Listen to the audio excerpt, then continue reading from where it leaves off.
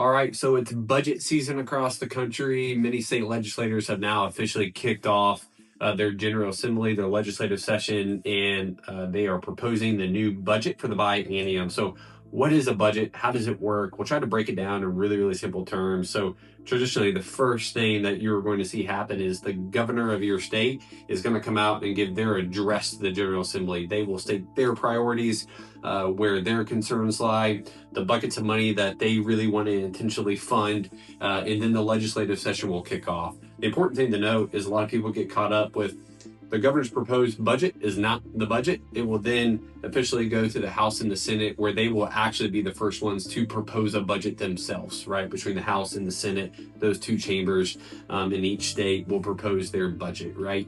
And then from there, that first proposed budget is then going to be divvied up amongst all the different committees across the legislative bodies. And they're going to debate on public infrastructure, they're going to debate on education, economic development, and so on. And it's going to change 100 times over the 3, 4, 5 month legislative process. They will finally, officially, hopefully, vote on a final budget and send it to the governor.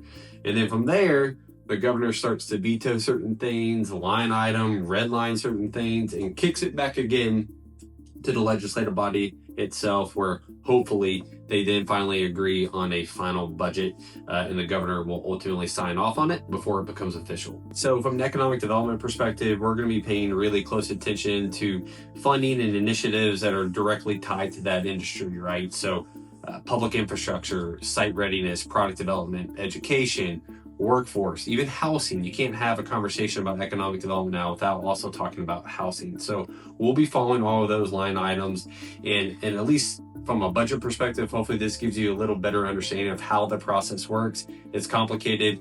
There's a lot of ups and downs. Just know whatever's presented on day one is likely going to be different at the end. So if you want to stay engaged, follow your local representatives, your chambers, and so on. We'll continue to follow it here at MWM.